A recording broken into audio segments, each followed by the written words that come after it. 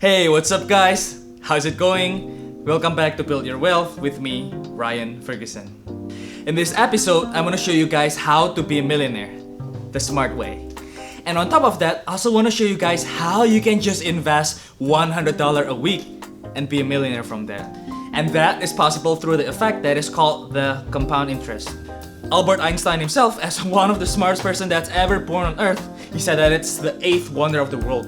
Okay, if you can utilize that, it will build your wealth like crazy. I'm gonna show you later on, so stay tuned. Right guys, before we go any further, I would like to ask you guys something. What are your thoughts when I say the word becoming a millionaire? Do you think that it's kind of impossible to become a millionaire, or it's so far out of your reach that you only see it in newspapers and celebrities on e-news and things like that? You're welcome to share your thoughts down below in the comment section. And with that, here comes the first method, savings account. For this method, we usually rely on a corporate job or even a smaller business where in both cases, we're trading our time for money. So all you need to do is just to save up around $1,000 every week, and you do it for 40 years. So this is a simple method, but it's not really the easiest. If you think about it, you're gonna have to save $1,000 a week. So it translates to around $52,000 a year. And I think it's kind of impossible unless you're making a 6-figure income. And on top of that, you're usually losing some purchasing power because savings interest rate is kind of low. It's actually really low. So in the long term, I think it's very likely for you to lose some purchasing power with savings account. With that in mind, here comes method number 2, investing. This is where all the magic of compound interest happens. For the second method, I think we usually still rely on a regular corporate job or even a smaller business. Again, meaning we're trading our time for money. But in this method, instead of relying on savings account, people usually rely more on investments such as stocks and bonds and real estate. And real estate itself is divided into usually house flipping or a rental property. House flipping is where you buy a cheap house and then you're trying to renovate it and sell for a profit.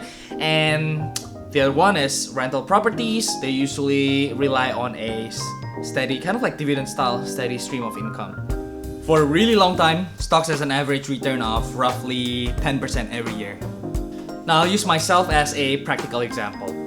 Let's say I just invested $100 in a mutual fund or index fund, which returns me 10% every year. I will expect to get a $10 interest on top of my principal because it's a 10% return, right? And eventually, by the end of year 1, I expect my money to be $110 in total. Now, if we go further into second year, we're gonna see that we're actually getting $11 in interest. How? Okay, if we notice, our starting balance on the second year is now $110, right? So, what is 10% of $110? That's gonna be $11, right?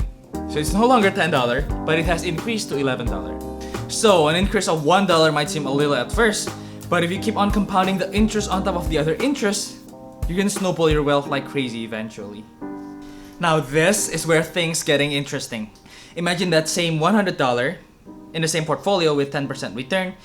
If we keep that for 40 years, that portfolio is gonna be worth over $4,500 at the end of the 40th year without adding any single penny on the portfolio.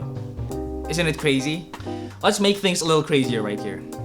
Okay, what if instead of just a one-time $100 investment, we make it an annual payment? So for every end of the year, we're gonna pay $100 and add it to the portfolio.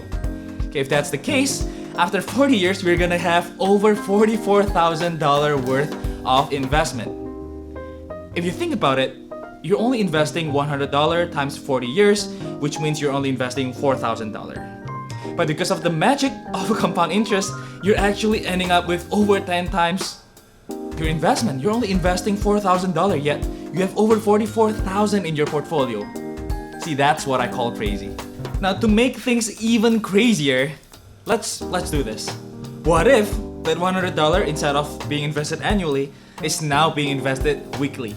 If we do a quick math, investing $100 every week, if we do it consistently over 40 years, it means that we're investing $208,000.